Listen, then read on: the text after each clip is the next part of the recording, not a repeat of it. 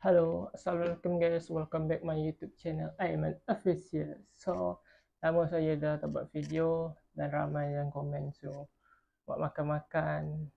Saya bukan tak nak buat konten tapi rasa makan tu tak boleh sebab kakak saya dah konten makan channel Noranita. Jadi saya buat konten yang lain pada yang lain dengan kakak saya. Mungkin saya akan konten bercerita. Tentang apalah tu, macam-macam cerita lah. Penting sekali cerita. Mudah-mudahan korang suka lah. Hari ni saya bercerita seram. Pada korang yang baru masuk channel Aiman Official, jangan lupa untuk like, comment, share dan subscribe. Okay? Jom kita mulai bercerita seram. 12 tempat seram di Malaysia. Okey. Kita akan baca yang pertama. Kediaman Mona Fendi atau Mona Fendi. Fendi, macam itu. Yang kedua, Villa Nabila. Yang ketiga, Highland Tower. Yang keempat, Mansion Caledonia House atau Bayram Estate. Korang tahulah baca, saya baca. Yang kelima, Bukit Tungku. Yang keenam, Banglo di Taman Tenaga Puchong. Yang ketujuh bahasa Inggeris pula, tak pandai sangat baca ni. Kelly S Castle. Dia macam itulah. Tengok. Yang ke-8, Rumah Berhantu Bukit Gesing atau Rumah SG. Yang 9, Hotel Mandarin Pacific. Yang ke-10, Peacewood Hotel. Yang 11, Memiland. Yang 12, Banglo Jalan Turi. Okey. Yang saya semua baca tadi, 12 tempat tu, mana yang korang tahu tempat yang seram tu? Okay, kita tengok dari pertama. Yang saya paling tahu cuma Highland Tower. Okay, kita baca yang pertama dulu. Kediaman Mona Fendi atau Mona Fendi. Mona Fendi adalah nama yang tidak asing lagi bagi rakyat Malaysia. Dari zaman 90-an, nama ini juga tidak lari dari dikaitkan dengan hantu. Mona Fendi yang merupakan seorang penyanyi yang dikatakan telah terlibat dengan satu ritual yang melibatkan ilmu hitam untuk membantu ahli politik Mazlan Idris mendapatkan kekayaan dan kuasa. Ritual itu berakhir dengan ahli politik tersebut dikerat pada 18 bahagian dan ditanam di halaman belakang rumahnya. Ada yang mengatakan rumah Mona Fendi yang terletak di Seksyen 12 Shah Alam masih berhantu. Sehingga kini malah beliau juga pernah menyebut bahawa dia tidak akan mati sebelum dijatuhkan hukuman gantung pada 2001. Ada yang korang yang tahu ni kediaman Mona Fendi ni? Ada yang tahu? Saya kurang tahu. Okay, yang nombor 2, Villa Nabila. Selain daripada Mona Fendi, Villa Nabila juga terkenal dengan cerita seramnya sendiri. Villa Nabila dinamakan di atas nama anak perempuan keluarga yang tinggal di rumah tersebut. Terdapat banyak kemungkinan yang menyebabkan rumah di Johor Bahru ini dikatakan berhantu. Antara kematian penghuni villa, pembunuhan berantai oleh pembunuh upahan dan bapa dia yang dikatakan membunuh seluruh ahli keluarga kerana mempunyai masalah keuangan. Tidak kisah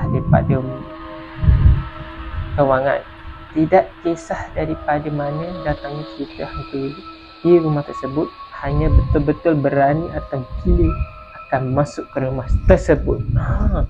Korang tahu tak rumah Villa Nabila ni? Saya macam seram jugalah namanya Villa Nabila. Korang pasti ada yang tahu, ada yang tak tahu. Bagi tahu saya. Yang ketiga pasti korang semua tahu. Highland Tower. Highland Tower ni dalam senarai tempat paling berhantu di Malaysia. Tidak sah kalau tidak sebut tentang Highland Tower. Bangunan yang terletak di bukit antarabangsa ini runtuh pada tahun 1993 dan membunuh 48 orang jiwa. Bangunan ini dikatakan telah menjadi tempat tumpukan para pemburu hantu. Ada yang mengatakan pernah melihat jelmaan wanita tua dan bayi melintasi kawasan bangunan tinggal ini. Adakah ini hantu bayi berusia 8 bulan nenek berusia 70 tahun yang meninggal di dunia ketika runtuhan tersebut berlaku? Tiada siapa yang tahu jawabannya. Rancangan untuk merobohkan bangunan ini telah banyak kali diusulkan, ternyata dia tidak pernah terjadi. Saya dengar cerita Highland Tower ni tempat yang seram, pernah nak dirobohkan betul, tapi katanya mesin nak merobohkan tu mati. Nak robohkan mati. Tapi sampai saat ni bangunan tu tak boleh dirobohkan, dibiarkan. Memang seram. Saya pernah nampak dari jalan lah. Saya dari jalan tengok ke atas, saya tahu tempat memang seram korang. Banyak cerita yang terkenal lah Highland Tower ni korang. Yang mana-mana tahu kisah yang lebih detail ni boleh korang bagi tahu nanti. Saya bagi tahu dekat DM TikTok, korang DM je. Saya ceritakan. Dan keempat, Mansion Caledonia House atau Bayram Estate. Saya tak tahu sangat ni kat mana ni. Dikenali dengan nama 99 Mansion Bayram Estate dan juga Caledonia House. Lokasi rumah berusia lebih daripada 150 tahun. Ini terletak di Pulau Pinang serta penuh dengan kisah pembunuhan dan ilmu hitam. Terdapat cerita yang mengatakan bahawa berlakunya pembunuhan terancang terhadap cucu kepada sebuah keluarga yang tinggal di 99 Mansion. Seluruh keluarga yang menetap di situ juga dikatakan dibunuh oleh tentera Jepun yang menceroboh ke Malaysia. Dibunuh oleh tentera Jepun. Bangunan ini seterusnya dihuni oleh seorang doktor yang mengamalkan ilmu hitam yang mungkin telah meninggal setelah hantu yang dimiliki di bangunan tersebut dan menyebabkan bangunan tersebut bertambah seram. Boleh. Okey, yang kelima, Bukit Tungku. Bukit Tungku yang terletak di Kuala Lumpur ini merupakan tempat tinggal bagi golongan atasan kerana harganya yang terlalu mahal. Di Bukit Tungku juga pernah menjadi rumah yang termahal terjual di tahun 2020. Walaupun begitu, terdapat beberapa rumah yang dikatakan berhantu dan mempunyai sejarah hitam.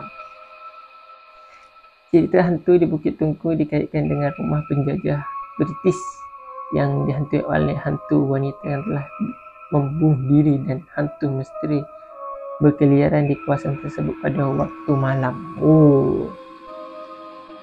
Bukit Tungku, itu ceritanya.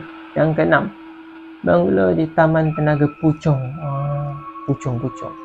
Banglo ini terletak di kawasan berbukit. Pemilik banglo ini dikatakan telah meninggal rumahnya dalam keadaan terbiak kerana terlihat satu kejadian yang mengerikan. Versi lainnya pula mengatakan telah berlaku pembunuhan yang melibatkan nyawa satu keluarga yang pernah berhutang pada Siti Haram. Mereka yang berani memasuki bangunan ini mengatakan pernah ternampak lilin berwarna merah yang dikaitkan dengan berbagai ritual. Banyak seram-seram Malaysia ya. 7 ni. Ni susah sikit saya baca ni. Killies Castle. Itulah. Bangunan ala skostis ini terletak di Batu Gajah, Perak. Bangunan ini telah dibina oleh William Kelly Smith untuk isteri Agnes dan 2 orang anak, Helen dan Anthony. Bangunan istana ini dibina untuk menunjukkan kejayaannya, tetapi disebabkan oleh masalah kekurangan wang, bangunan ini tidak berjaya disiapkan. Keadaan semakin buruk apabila William meninggal dunia di Lisbon pada usia 56 tahun. Keluarganya telah mengambil keputusan untuk menjual bangunan yang belum siap tersebut. Pemilik baharu bangunan tersebut juga tidak mengambil sebarang tindakan terhadap bangunan yang dibelinya, dan bangunan tersebut dibiarkan begitu sahaja. Semasa penjajah Jepun, bangunan istana itu telah digunakan sebagai tempat untuk menyeksa dan membunuh tahanan. Ada yang mengatakan pernah ternampak terlibat hantu yang berlega di sekitar bangunan tersebut. Selain itu, tiada siapa yang pasti. Yang ke-8, rumah berhantu Bukit Gesing atau rumah SD. Tiada kena-mengena dengan negara Singapura. Nama SD diberi kerana pagarnya terdapat tulisan S dan G yang besar. Nak tahu bagaimana anda berada lokasi yang tepat? Anda akan dapat lihat dua buah kereta jenis Alfa Romeo dan Porsche yang terbiar. Cerita mengapa rumah ini berhantu masih menjadi misteri. Namun ada yang cerita mengatakan isteri kepada tuan rumah telah dibunuh. Tuan rumah telah menuduh suaminya mempunyai hubungan dengan perempuan simpanan dan telah membunuh perempuan tersebut, manakala suaminya pula membunuh diri selepas mengetahui isterinya membunuh diri dengan menggantung dirinya sendiri. Terdapat juga cerita berkait dengan seorang pengamal ilmu hitam yang menjadikan tempat tersebut sebagai tempat menguji kekuatannya. Apapun cerita yang anda dengar, janganlah masuk ke rumah berhantu ini, melainkan anda sendiri yang mencari masalah. Korang dengar tu. Yang 9, ada desas-desus mengatakan Hotel Mandarin Pacific yang terletak di tengah-tengah KL ni berhantu. Ramai juga mengatakan terdengar bunyi pintu dan kerusi bergerak pada waktu malam atau bunyi duli jatuh di atas lantai. Mengikut kepercayaan orang Melayu, bunyi ini memaknai tempat ini berhantu. Semua cerita ini dikatakan berpunca daripada bilik 1102. Wow. Okey, nombor 10. Fishworld Hotel. Suka nak percaya, tapi terdapat cerita mengenai Fishworld Hotel yang berhantu berpunca daripada salah satu mangsa judi yang telah kehabisan wang dan mengambil keputusan untuk membunuh diri. Buktinya ada beberapa tetamu hotel yang tiba-tiba jatuh sakit, terbau kemenyan di setengah kawasan, terutama di kawasan yang pernah dilalui mangsa, menurut kepercayaan Cina. Namun, bilik-bilik di hotel tersebut habis ditempah, tak kisah apapun alasannya. Macam itu. Yang 11, Mimiland. Sebelum Sunway Lagoon dan The Sword of Tabun popular, kita pernah ada Mimiland. Sukar nak percaya yang suatu ketika dahulu Mimiland yang terletak di Gombak adalah taman tema air yang paling hebat pernah dibina di Malaysia. Masalah Mimiland bermula dengan kematian pelancong dari Singapura yang berumur 27 tahun. Kematiannya berpunca daripada papan gelongsor dan beberapa masalah keselamatan yang menyusul. Terdapat rancangan untuk menghidupkan semula Mimiland, namun gagal. Kami telah pernah dengar cerita orang terlihat hantu di sini. Namun berjalan cerita ini pastinya membuat bulu roma anda berdiri. Sebaiknya boleh cuba untuk mengelakkan. Yang terakhir, nombor 12, Banglo Jalan Turi. Pada tahun 1992, seorang pengawal keselamatan banglo ini telah membunuh 2 kanak-kanak dan seorang pembantu rumah di sini serta membuang mayat mereka di dalam tangki septik rumah tersebut. Ada beberapa orang yang melalui Jalan Turi, Taman Bukit Bandaraya, telah terlihat satu susuk tubuh budak yang melihat keluar dari satu banglo terbiar. Banglo Jalan Turi ini sekarang telah dirobohkan, tapi siapa yang tahu apa yang masih menghantui kawasan tersebut. Macam itu cerita-cerita yang korang. Sorry kalau kurang menarik, kurang best. Sebab saya bermula nak bercerita. Jadi korang kalau ada cerita seram-seram ke, cerita apalah, pasal DM saya dekat TikTok, nanti saya ceritakan. Kalau ada kata-kata saya korang tak faham, macam lawak sikit, sorry lah. Terima kasih yang dah sudi tengok video saya ni. Bagi korang yang dah tengok, terima kasih, thank you. Jangan lupa support saya terus, okay? Mari kita berjumpa lagi di video selanjutnya yang lebih menarik, yang lebih best. Saya agak kaku sikit ni sebab lama tak buat video dan baru buat, okay? Bye-bye, jumpa lagi.